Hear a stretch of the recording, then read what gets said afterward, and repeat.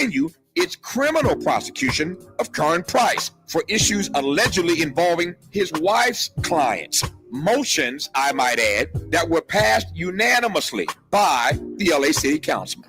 What are you saying, Tavis? I'm glad you asked. D.A. Hochman did not start this inquisition, but he certainly has the power to stop it. I have said it before, and I will say it again. Fundamental fairness. In the absence of fundamental fairness, we experience a cascade of deteriorating conditions. The erosion of trust, the weakening of social cohesion, alienation, marginalization, the legitimacy of authority diminishes, cynicism and disengagement grow, and ultimately, people abandon civic participation altogether. Fundamental fairness, Mr. Hochman, that's all we ask. With a KBLA Talk 1580 editorial, I'm Tavis Smiley. As always, we welcome your feedback.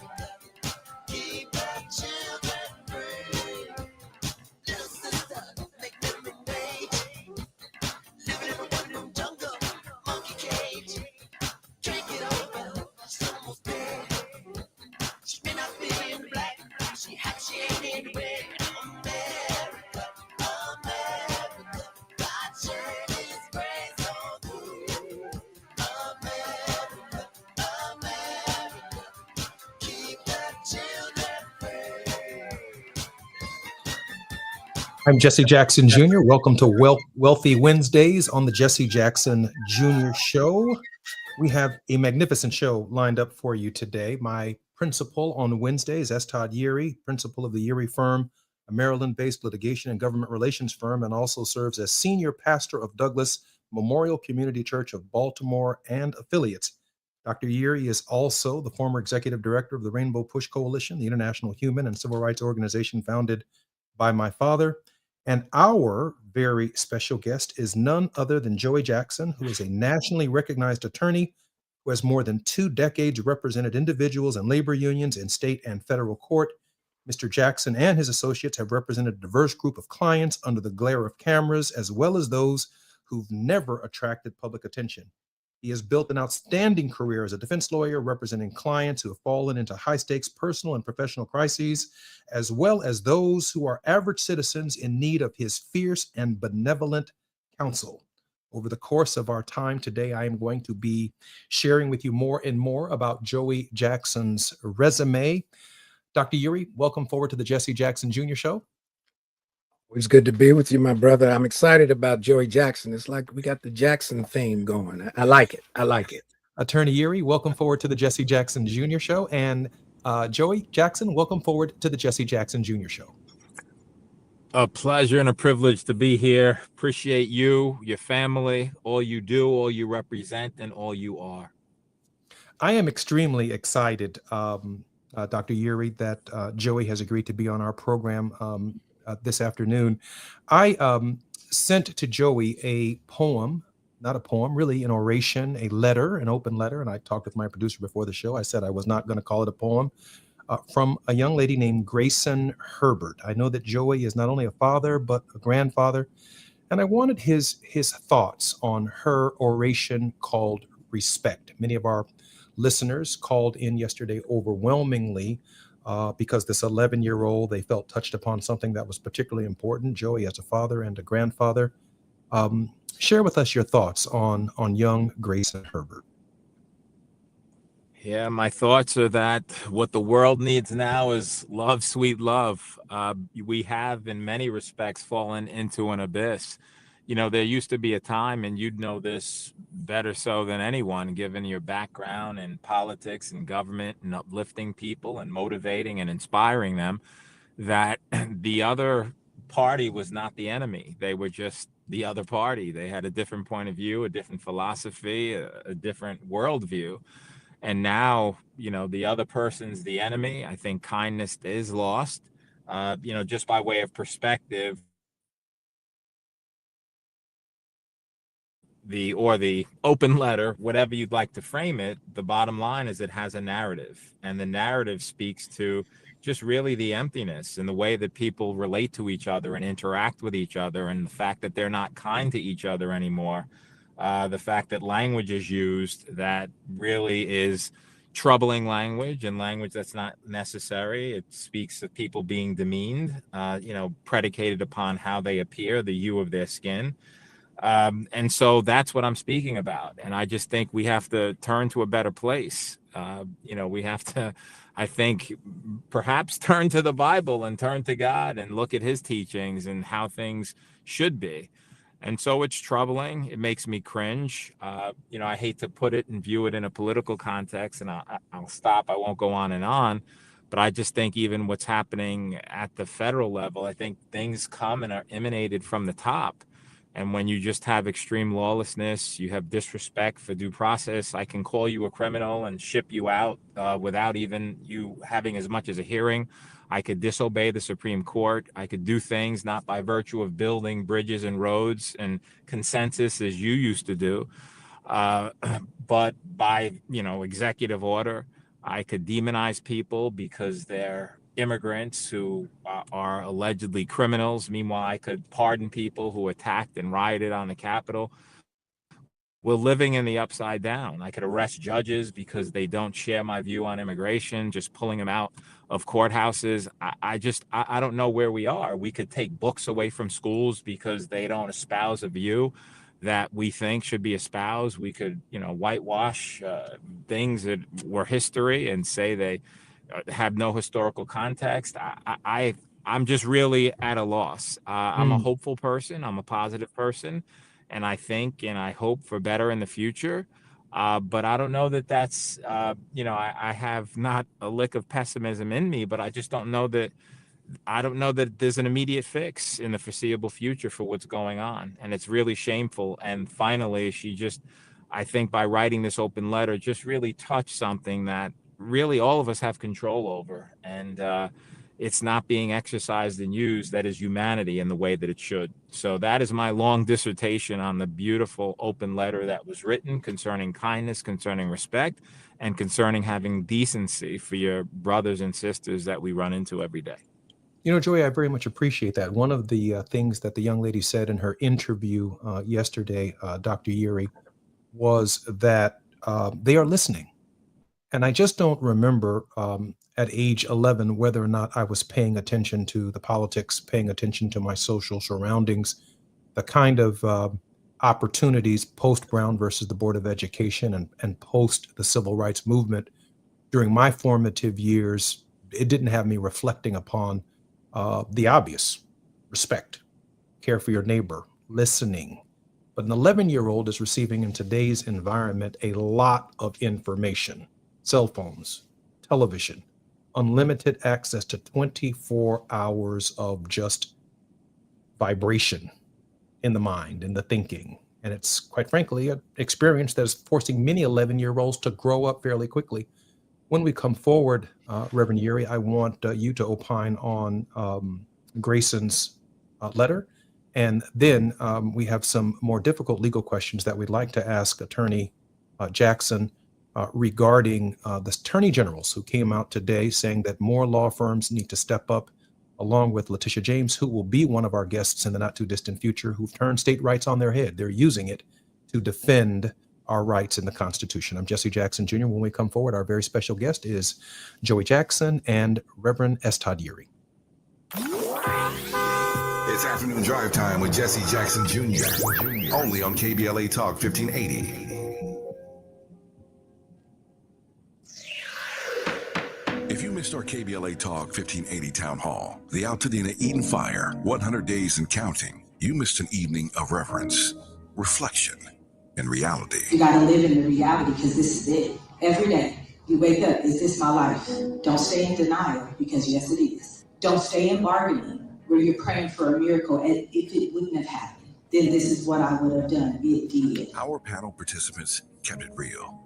Really real. I think, number one, it's amazing to me how we ignore systemic racism in our community. And as a people, we've apologized for so much. But when will we stop apologizing for what we have paid for? Because the truth of the matter is we paid for this. You can always count on KBLA Talk 1580 to give it to you straight, no chaser. When you love folk, you tell them the truth. Seeking the truth, speaking the truth. We're KBLA Talk 1580, and we don't black down.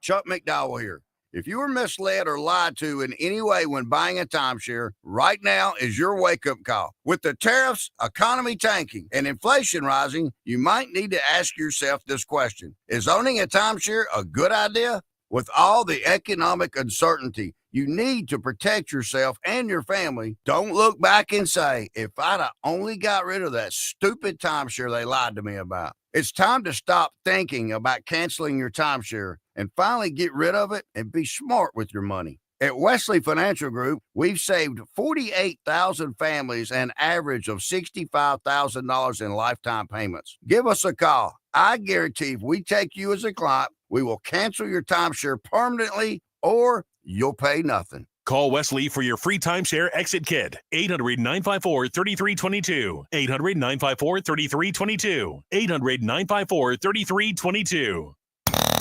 Now back to more of Jesse Jackson Jr. on KBLA Talk 1580.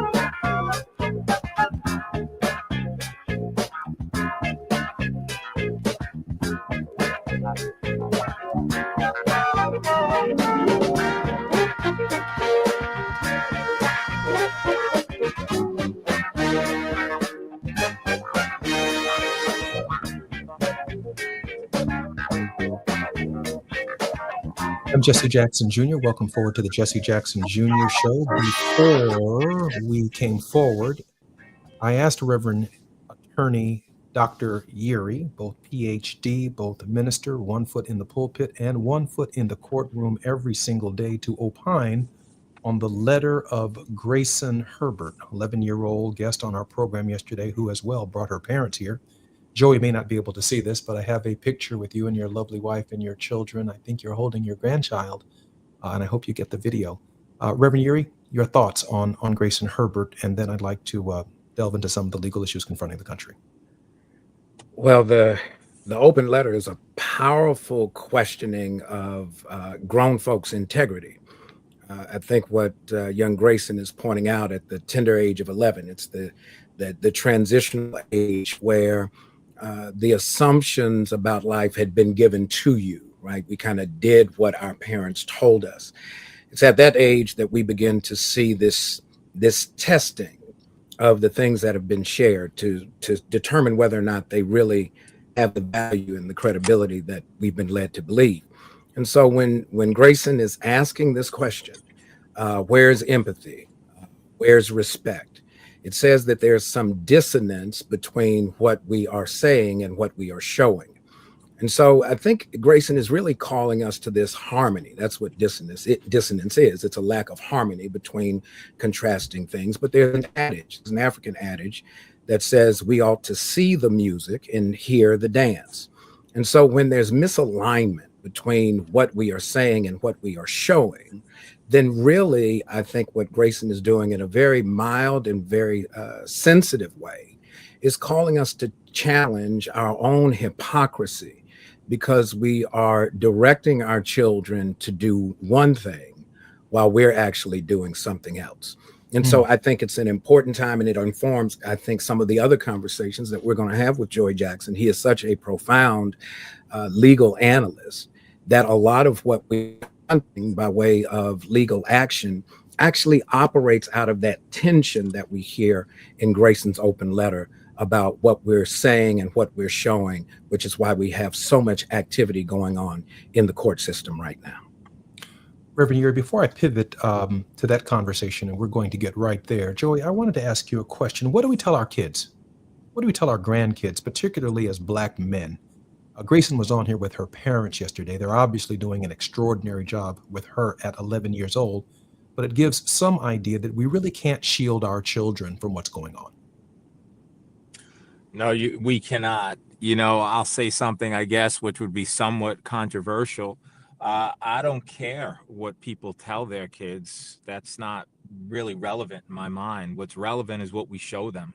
I'm a firm believer in modeling conduct. Look, perfection eludes us all. I think failure is a part of life. We're going to all do the best we can. We're subject to human error. We're subject to sin. We're subject to being imperfect people. But I think on balance, if we try to live right and do the right thing, your child will see that. You can't have a conversation with your child and tell them, don't drink and drive, and they see you stumbling in the door and out of your car. That's not the conduct that they need to see, and that's not what they're going to ultimately become. They're going to become what they see. You can't tell your children to respect women and respect your wife when you marry her, and you're yelling at yours and smacking her around the house. I think you have to, treat your wife and the people next to you in a way that your child sees, that they grow up observing. You can't tell your children to be kind to those, no matter their standing. And when you're out to dinner, you're treating a waiter like they're dirt, instead of respecting them and calling them sir and thanking them and saying please and doing all those things. So in my view, I'm a big proponent of don't tell me what you told your kid yesterday or today or this morning, right? Show them how they should be. How are you interacting with your friends? How are you treating people who you have disagreements with? How are you interacting with those who are around you? That's what they see. And so again, we're not always going to be those models of perfection. Of course not. No one's saying you need to be or should be, right? We're human. Only Jesus Christ was perfect. But what I'm saying is that I think if we as a community and as a society show respect for others, right? And say, look, when you, even in court, my son, God bless him. He just, he passed the bar last year. He's working with me as one of my attorneys in the firm. But the reality is that in court, what did he see when he interned with me? I could make an argument before the judge without saying, my idiot colleague or my ridiculous argument by my opponent. No, my esteemed colleague, Your Honor, I differ from my esteemed colleague for the following reasons. It's about respect. Now we have this demonization, right? Everyone's the enemy, the alien, they're crooked this, they're this, that. It's horrible. And so I will conclude by saying that I think the essence of any community and the essence of really being our best, doing our best, and acquiring our best is what we model to our children, notwithstanding what we say. What we say is one thing, what we do is another. Show me your action, and I'll show you the people around you and who they're going to be. And so that's, my view on the issue of having discussions with our children. Reverend Yuri, with one foot in the courtroom because you're an attorney, and one foot in the pulpit, one foot in the moral code, and the other foot in the civil code, you talked about a tension. Can you place that tension that you're experiencing in the courtrooms every day in the form of a question to Attorney Joy Jackson?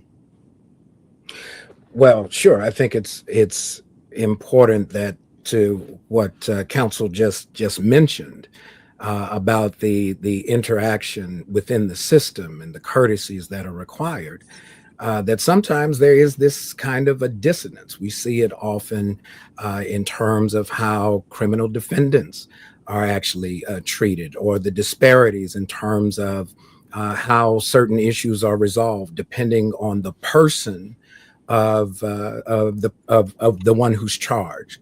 And so I think, counsel, what building on that kind of credibility gap, that credibility issue, right? Show me, don't just tell me. It's kind of the adage of, as they say, Missouri. What is it that you sense is most concerning now in this age, where there's a lot of activity in the courts, sometimes to really kind of further certain agendas or issues, as we've seen from the current administration, but it also kind of filters down in terms of the day-to-day functioning where regular meet the system day in and day out? Is there the kind of challenge that you just spoke to that we are seeing on the rise in terms of the civil legal system and the criminal legal system in the country? You know, Dr. Yeri, I have to tell you that I'm a little dismayed. I'm a lot disappointed. And I just really think we all need to stop and take a breath and think about what's important and what we need to start valuing. I really don't know where I'm living. It seems like I'm living in the upside down. In the final analysis, you know, let me just say a few things. The Supreme Court of the United States, right? That's something that I've always learned as a lawyer was it, right? If the Supreme Court says it, it's done. We have a situation now where Supreme Court orders are being ignored.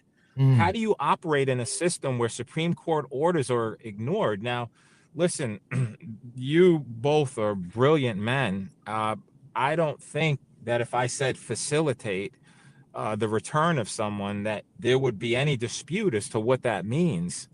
Why are we arguing over the word facilitate?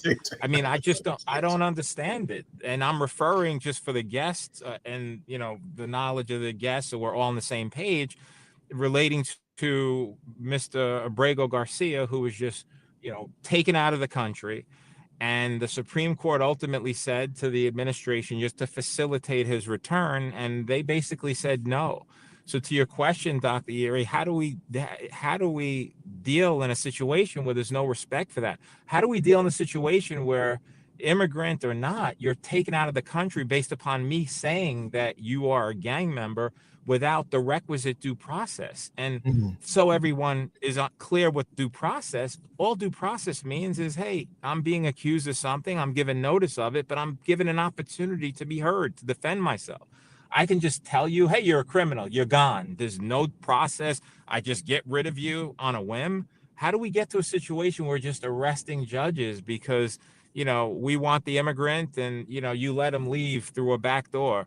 I'm not understanding it. How do we get to a process where lawyers, you know, look, you were an esteemed member of Congress, Mr. Jackson, right? And someone I always admired and looked up to and said, wow, look at what he's doing and his family's doing. Congress are there to debate laws. We're living in an executive order society.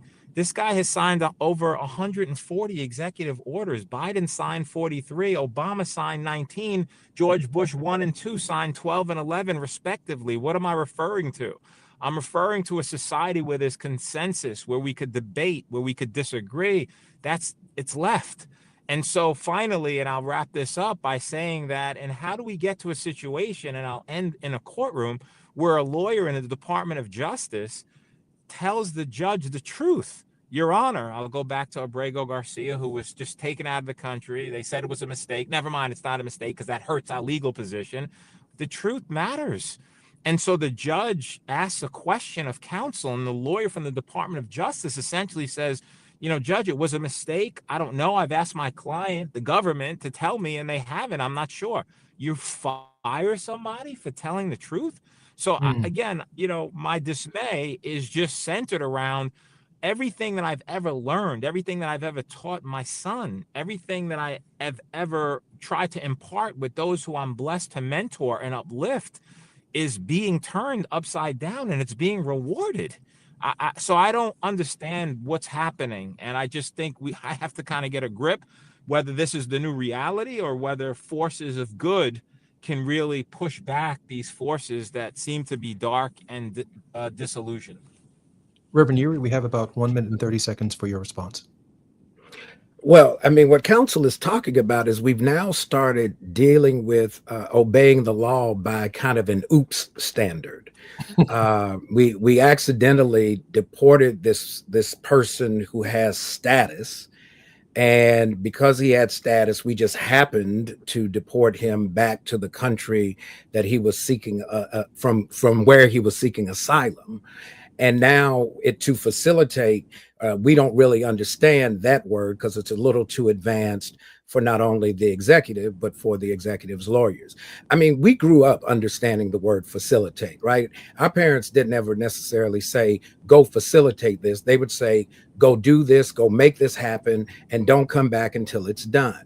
The fact that there's no respect amongst equal branches of government, I believe, is the precursor and the setup for a future conflict where the executive and the executive branch is going to disobey a critical order of the courts, much to the dismay and to the disaffect of regular everyday people. It is going to be a big deal. I'm hearing from both of you, both legal and moral outrage when Counselor Jackson said that we grew up in a world where when the Supreme Court made a decision, that was it. I mean, there's no other arbiter of the facts of a case or a decision of the case than the court. And without that branch of government, our system appears to be adrift. I'm Jesse Jackson Jr. You're listening to the Jesse Jackson Jr. Show. My very special guest is Joey Jackson, esteemed lawyer and attorney, Dr. Reverend Todd Yuri, also an esteemed lawyer from Baltimore. When we come forward, we'll continue our conversation. It's afternoon drive time with Jesse Jackson Jr. Only on KBLA Talk 1580.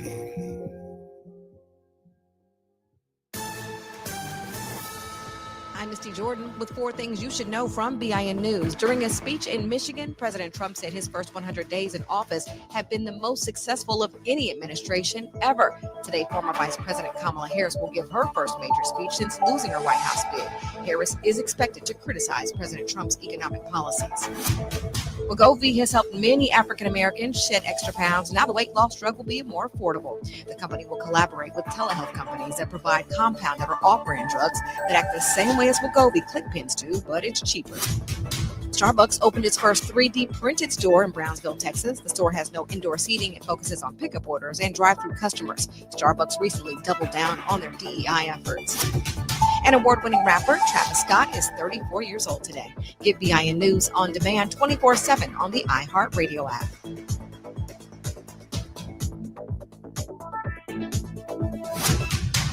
Every day, a child in poverty waits for a sponsor is another day of hopelessness. There are thousands of kids who've been waiting over a year.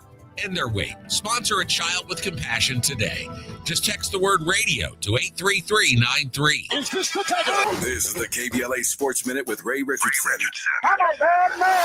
The first thing Lakers Nation will be monitoring tonight in Game 5 against Minnesota is how Coach J.J. Redick will use his bench. Redick took a lot of heat for not making any substitutions in the second half in the Lakers Game 4 loss on Sunday. Down 3-1 in the best of 7. It's a must-win situation for the Lakers tonight at Crypto.com. Redick cannot afford to have tired players in the fourth quarter if the game is close. 7 p.m. tip-off on TNT.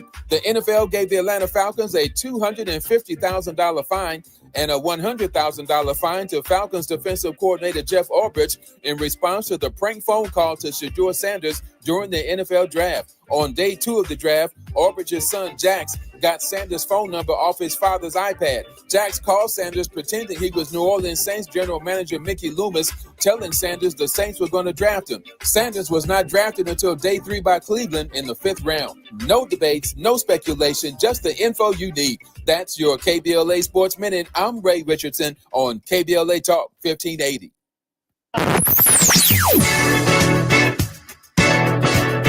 Whoa, whoa.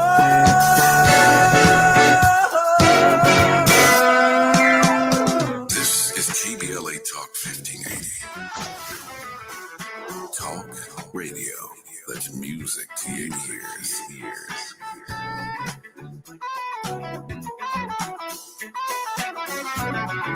We're unapologetically progressive. KBLA Talk 1580. We've got a lot to talk about. Hi, I'm Zoe Williams, aka the Voice of Reason, encouraging you to join me weekdays from 7 to 9 p.m. for the world's most intriguing relationship radio roundtable. Every night, I facilitate and encourage our loyal listeners to participate in the most engaging relationship discussions you'll hear anywhere. So make it a point to rendezvous with me, Zoe Williams, the Voice of Reason, Monday through Friday, 7 to 9 p.m. Pacific Standard Time. Trust me, your relationships will never be the same. The VOR is on fire tonight. Unapologetically progressive. KBLA Talk 1580. We've got your black. At the tone, please record your message.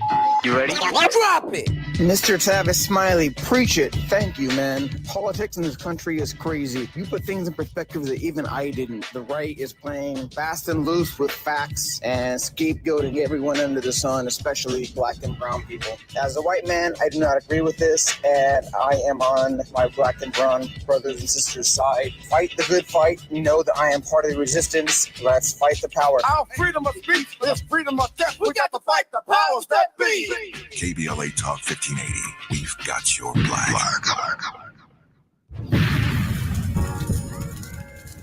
When the flames subside, who ensures that the stories endure?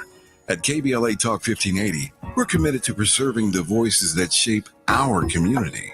We know people have short memories, and as long as this Black Talk radio station is on the air, we will not let Altadena be forgotten. We are honored to announce that the Altadena Historical Society will officially archive our recent town hall alongside every episode of Conversation Live Altadena Rising with James Farr. This is the show of record, the definitive source for tracking Altadena's roots, resilience, recovery, and reunion. These stories will now live on for students, scholars, researchers, and journalists seeking truth and legacy in the months and years to come.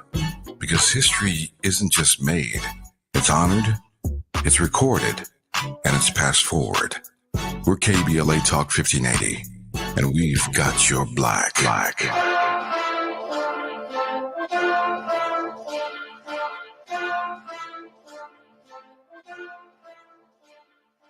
The Comedy Connection series featuring KBLA's Zoe Williams, the Voice of Reason, and the alpha male of comedy, Ray Grady. We're going to transform relationship disasters into stand-up material live at Inglewood's Miracle Theater on May 31st at 7 p.m. Pacific Standard Time. My clinical team will disclose all of your dating woes, while the alpha male of comedy, Ray Grady, has hand-selected supremely talented comedians to roast all of our tragic relationship choices. I dare you to bring your ex's phone number because Ray, he's going to text it live and the crowd will be sourcing emojis. Tickets are moving swiftly, so don't hesitate to grab yours at themiracleinglewood.com before I diagnose your dating history as a pre-existing condition.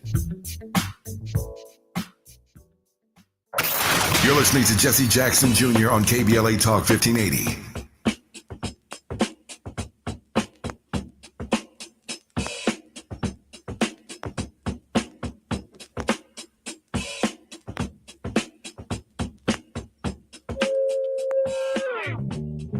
I'm Jesse Jackson Jr. Welcome forward to the Jesse Jackson Jr. Show. My co-host for this program on Wealthy Wednesday is always Dr. Todd Yeary. Dr. Yeary's work in social justice included having served on the National Board of the National Action Network, past political action chair for the Maryland State Conference of the NAACP, as co-founding principal of Community Churches of Community Development, Inc. He's funded SALT, which is an organization titled Strategic Advocacy and Legislative Think Tank, a faith-based public policy collaborative that works on regional and national empowerment strategies impacting disaffected communities. Our very special guest on Wealthy Wednesdays today is none other than attorney Joey Jackson, who really needs no introduction. I'm just particularly proud that he is willing to be on our program. Gentlemen, welcome back. Great to be here. Joey, I have a question for you, and then I want to allow my co-anchor on this particular program today to press it with you. And that is, so much of our history has been a history of using the federal Constitution to challenge states' rights, whether it's Alabama, around schoolhouse doors, whether it's Arkansas, whether it's Mississippi, whether it's Texas, Georgia, and the like, mostly in the Deep South, the Bible Belt, the Confederate States. But now we see Letitia James. We see the attorney generals of New Jersey. We see progressive judges using states' rights, which is really something that is, for me at least, an anomaly in history, where these attorney generals are coming together to protect the federal Constitution from a direction that certainly suggests that the 10th Amendment is far more supreme than we could have ever imagined if, in fact, the office was held by a states' rights president. Your thoughts on the difficulties of that, and let me turn the rest of it over to Todd Yeary. Joey? Sure. Yeah. Well, my thoughts are that, again, I mean, Twilight Zone is one of my favorite shows. I watch it every year, the marathon, and I watch it, on New Year's Eve and New Year's Day. But I really do feel that I'm living in one. And the problem is, when we have a constitutional discussion, we have to think about two things. The first thing we have to think about is the Supreme Court as it's currently constituted going to do the right thing? Now, when I say do the right thing, I'm not suggesting they do the thing that any one of us three want. What I'm suggesting is that they analyze the law for what it is, no matter the case, whether it involves the 10th Amendment, states' rights, the First Amendment, freedom of speech, right, the right to bear arms, the search and seizures, cruel and unusual punishment. I don't care what you do. But what we can't have is a constitution that's turned on its head. Now, everyone understand that we have really a bulletproof majority. You have a 6-3 split. And what that means, in effect, is that you have a conservative philosophy that generally is going to do and follow the ideology of the party, right, that's in power. Again, what I was taught is that you might analyze a law and you might come out on whatever way you come out, but you need to do it in a way that's fair, that's objective, that takes into account precedent, because that's what law is based on. You have to do it in a way that honors, right, our founding fathers. You have to do it in a way that instills public confidence. And I'm really concerned, I don't care what attorney generals are fighting what, that when it gets to the Supreme Court, is it going to be a decision that's fair and in keeping with reality, or is it just going to rubber stamp, right, a particular conservative ideology? Now, let me tell you why I'm concerned about that. I'm concerned about it because when they came out, the Supreme Court did, with a decision protecting the president from prosecution, talking about this blanket immunity, I was like, what? The what? Right? Like, we always learned that there was an equality of everyone, black, brown, this, that, the president included, that no one's above the law. Who expected a decision where you had a Supreme Court, in order to protect their boy, say that there's blanket immunity, leave him alone? I just never saw that. Who expected in the Dobbs decision that there would be this overturning of Roe versus Wade, where there's no fundamental right? What are you talking about? So what I'm trying to say, and hopefully am saying, is that it's great that we have progressive leaders who are standing tall, who are asserting states' rights and states' independence and trying to protect our constitutional liberties and our freedoms, who are seeing what we are seeing, which is that if you don't agree with me, I'm going to take billions of dollars away from you, whether you're a law firm, whether you're some other entity that exists that's doing bidding that I disagree with, including immigration attorneys that are protecting children, no matter what it is. And so I'm just hoping that when it gets there, that we have a country left, that they're not going to turn it upside down by just protecting the person in power and giving him more rights and responsibility to the detriment of everyone else. And finally, unrelated but related, it's like DEI became a dirty word. Diversity and equity and inclusion is what society is based upon. How are those cases going to turn out? You're taking away funding because of D&I initiatives. You're bullying private entities to discontinue them. You're going after Harvard, telling them who you can hire, who you should admit as a student, eliminate your DEI program, tell me who your international students are. All that's important because all these things I talk about are going to end up in the Supreme Court. So what are they going to do? Are they going to formulate decisions that are predicated upon the facts in the law and prior history? Or are they just going to take away people's rights because of we're black and brown? Last point. And that is, you look at diversity and you look at states like New York, you look at states like California. What do they have in common? They're diverse and they're engines of the economy, the biggest economies in the country. If you look at Texas there, if you look at the South in Atlanta, you look at it, diversity is what builds it. They're throwing people out of the country. He's using an Aliens Enemies Act that hasn't been used since the 1800s. And the Supreme Court's letting him do it. And so when we talk about anything, including the 10th Amendment or any amendment, remember where these things end up is the Supreme Court. And I hope and I pray that the Supreme Court doesn't do what they did in Dobbs, which is to reverse a woman's right to choose, or what they did with respect to the immunity decision involving him, where they gave him blanket immunity, do whatever you want on your official conduct. It doesn't matter. Disobey the law. We're not all equal after all. Reverend Uri, we have about a minute before the break. I'm going to let you have that minute, and then we're going to come back for a fuller response.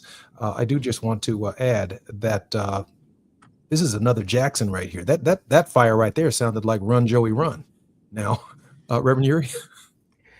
Well, look, I was sitting here like, Joey, look, let's talk about this. And I want to put this on the table because when you talk about DEI, there are a couple of things we're seeing from the administration, and we may have to pick it up on the other side of the break. There's an assault on the 14th Amendment. Now there's an outright assault on Title VI of the Civil Rights Act, where they are withholding money because of an allegation of some sort of discriminatory conduct by these institutions that is not supported by any factual assertion, just the existence of a particular program that is geared toward an underrepresented segment of the student population. I want to get your sense when we come back on when did the supreme law of the land, the Constitution, no longer become supreme, and what is the answer to the question, so what? Why does it matter to us right now? I'm Jesse Jackson Jr., listening to the Jesse Jackson Jr. Show. This is Wealthy Wednesdays with S. Todd Uri, both attorney and lawyer, and our very special guest is none other than the esteemed attorney, Joey Jackson. When we come forward, we'll continue our conversation, and we will conclude with a word of hope from both Reverend Uri and Joey Jackson. While you're stuck in traffic, we can at least bring you up to speed on the news of the day. You're listening to Jesse Jackson Jr. only on KBLA Talk 1580.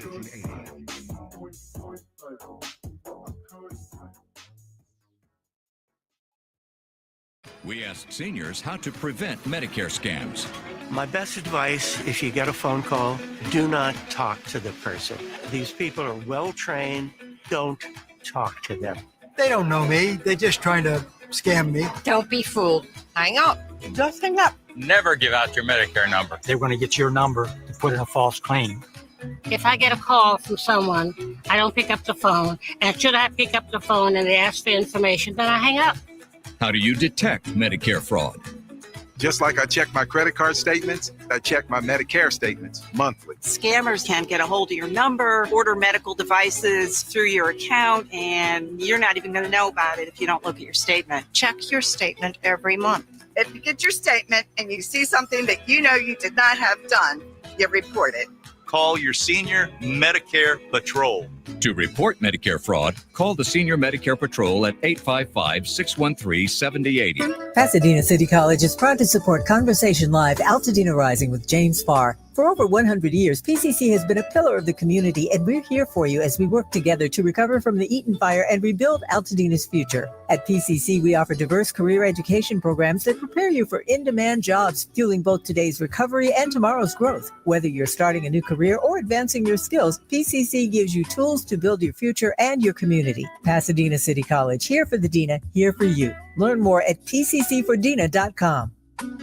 Olay Indulgent Moisture Body Wash. It's me, Olay Indulgent Moisture Body Wash. I see those dry elbows, baby. But don't worry, get moisturized right in the shower. So hydrated you can skip the lotion after. Don't wanna see it dry no more. Skin so moisturized with body wash. Look at you now. No more dry skin. Your skin gets the moisture it craves with Olay Indulgent Moisture Body Wash. Thanks for calling Discover. This is Nia. Hi, Nia. It's Jennifer. Did you know that Discover automatically doubles all the cash back you've earned at the end of your first year? Yeah, I work here. Okay. I was just double checking. Get it? Because Discover automatically doubles all the cash back you've earned at the end of your first year? Oh, you get me, Nia. You could say that I double get you. I guess we've taken it too far. You earn, we match. Discover Cashback Match. See terms at discover.com/creditcard. KBLA Talk 1580. We've got a lot to talk about. KBLA Talk 1580, connecting you with services and solutions. If you need help getting your resume in order, finding job training, or landing a job, we've got 3 great options for you. First, the City of Los Angeles has WorkSource centers across the area offering free job support. The California Workforce Development Board can help you with everything from GED prep to vocational training at no cost to you. On the federal level, the Department of Labor's American Job Centers offer a full range of services for job seekers and businesses alike. Visit careeronestop.org, or for more info, just call California's Help Center or visit cwdb.ca.gov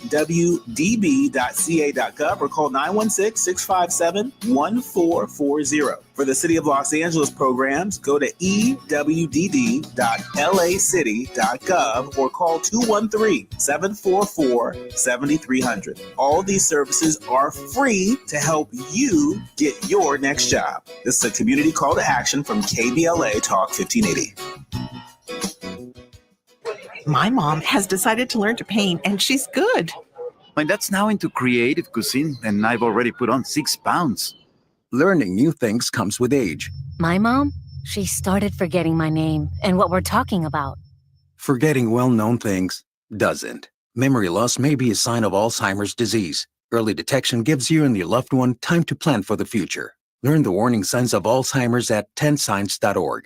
Brought to you by the Alzheimer's Association and the Ad Council. Texting privacy policy and terms and conditions posted at textplan.us. Texting enrolls for recurring automated text marketing messages. Message and data rates may apply. Reply stop, opt out. Individual results may vary. Consult a doctor prior to use. If you've struggled to lose weight in the past, this important message is for you because you could lose as much as 50 pounds or more with Zelfie. Zelfie makes it easy and affordable to get weight loss treatment 100% online. Zelfie providers can prescribe FDA-approved GLP-1 weight loss medications clinically shown to help people lose weight like Wegovy, Zepbound, and others.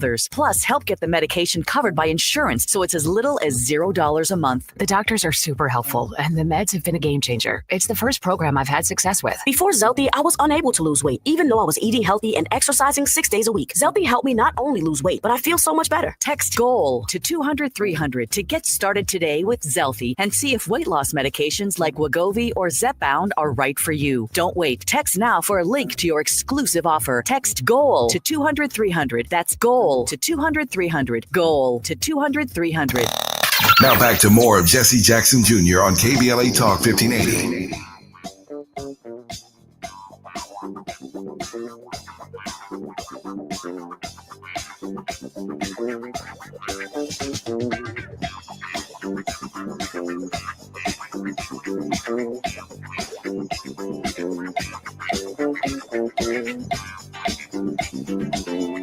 I'm Jesse Jackson Jr. Welcome forward to the Jesse Jackson Jr. Show. Our very special guest is Joey Jackson Esquire, preeminent lawyer, CNN commentator, legal analyst. I think he's both been on both the defense side of the bar as well as the prosecution side of the bar. Joey, welcome forward to the Jesse Jackson Jr. Show. A pleasure to be here. Reverend Uri, just before the break, Reverend Uri is a pastor, but he's also a lawyer, a practicing lawyer, 1 foot in the courtroom, 1 foot in the pulpit. Reverend Uri, you were making a point just before we had to come forward. Yeah, the question was, first, let me say I want to be like Joey Jackson when I grow up. Listen, I was saying I wanted to be like you. Oh, listen, you need to aim higher, sir. You need to aim higher.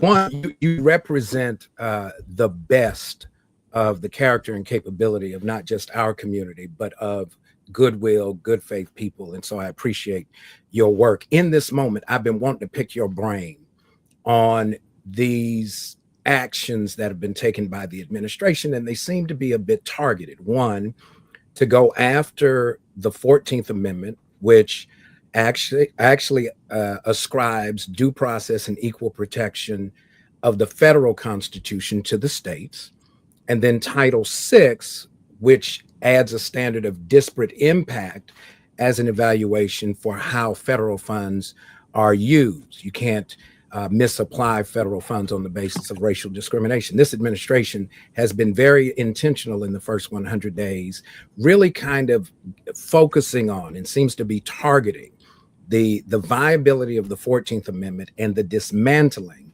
of Title VI when it comes to the spending of federal money, along with the Doge fiasco at the same time. I wanted to get your sense, since you know, I like the Twilight Zone too. I don't like being in the Twilight Zone. Can you help a brother out? Yeah, you know, I have to tell you, Dr. Yeri, you know, I'm just really dismayed. I'm not a person that really gets down a lot, but I really have taken some long walks and really thought about this. And if you think about it, I think what's happening is an extreme disregard for constitutional rights and liberties. It starts with due process. It continues with focusing on DEI, diversity, equity, and inclusion, and treating Black and brown people like we're less than. It goes on to the issue of, as I noted, taking books out of schools, taking chapters out of books because they have things that you don't necessarily like or disagree with, removing federal funding because you're not getting your way with regard to bending people to your will, telling higher education what they should teach, who should be teaching it, who should be admitted to listen to it. And so there really is no rhyme or reason, right? You go back to the 14th Amendment and due process and applied to the states and the Fifth Amendment. And at the very basic, we expect that we have an entitlement to air it out.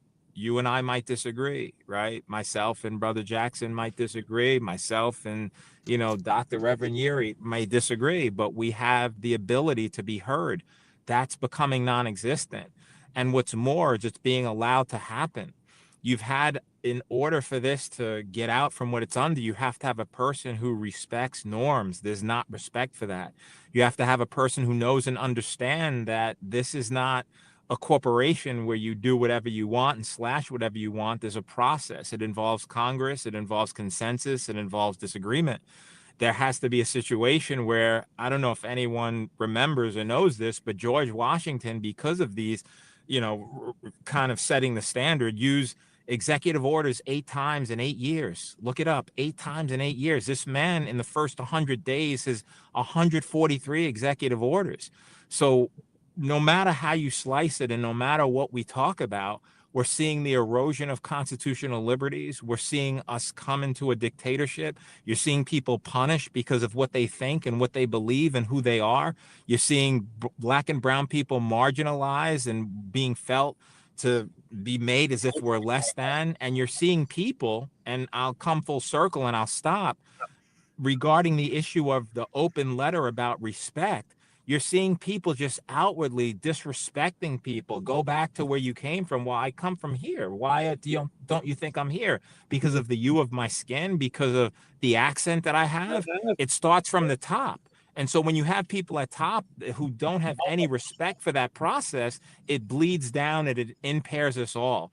And in terms of the fix for it, I mean, it's obviously electoral, but we don't get to the electoral fix for 2 years. So will there be a country in 2 years? Will there be a person who respects the norms and the process? I don't know. And so I don't have the answers, but I think we need to really think long and hard about where we're going, what we're doing, and the people, you know, who are in positions to stop it. You're either part of the solution or you're part of the problem. And I think a lot of people are part of the problem who have the ability to stop things and they're turning the other way. And that's concerning. I just want to add this point, just listening to the conversation. You know, we are on pace to have 1,000 executive orders in 1 year. I mean, that's the pace that we're on. 143. And if he continues at this pace, we'll have 1,000 in a year. What that means in 4 years could be 4,000 executive orders, which would simply undermine all of the constitutional norms that Joey has talked about. Joey, I try to leave my guests with the final word, which is a word of hope. And I hope that the despair that you feel that you've been in, you can share with us the way out, some method of a reason for existence, some reason for hope. And Reverend Yuri, who is my co-anchor here on Wednesdays, Wealthy Wednesdays, usually takes us out on a great word. Joey, there's got to be some hope in this. There has to be, and there is hope. And here's what I say. First of all, it is a pleasure and a privilege, Jesse Jackson Jr., my brother's namesake, by the way, to be on with you, to be on with a doctor, a reverend, a lawyer, Yuri. And that in and of itself is inspiring because it speaks to people of goodwill. It speaks to people of decency. It speaks to people of humanity. And it speaks to people who, again, no one of us and all of us will stumble and fall and fail, and no one's perfect. No one's asking anybody to be. But I think if we continue to uplift each other, continue to inspire each other, continue to call it out when it needs to be called out, to continue to stand up for our communities, to continue to stand up for our values, for the Constitution, for the things we love, believe, and respect in, I think change is going to come. And so it can't come soon enough, but if we lose the hope, we don't get there. And I will end with saying, as your dad would say, we got to keep the hope alive because that's what's going to get us to the promised land. Thank you, Joy, for being our very special guest on this occasion. Reverend Yuri, maybe a closing thought. You got about 30 seconds. I want to be like Joey Jackson when I grow up. That's my closing thought. Listen, sir, keep your good text. Sunday morning at 10 o'clock, you can do the thing. I will be there to cheer you on. Look. If Jesse Jackson Jr., our very special guest, has been none other than the esteemed lawyer, trusted voice. Very difficult to find during these very difficult times in our country. Trusted voice of the Constitution, an architect of the Constitution in many ways, particularly for modern day interpretations, Attorney Joey Jackson, and Reverend Dr. Attorney Todd Yuri, whose moral faith and politics of our faith on Wednesday is featured right here on the Jesse Jackson Jr. Show.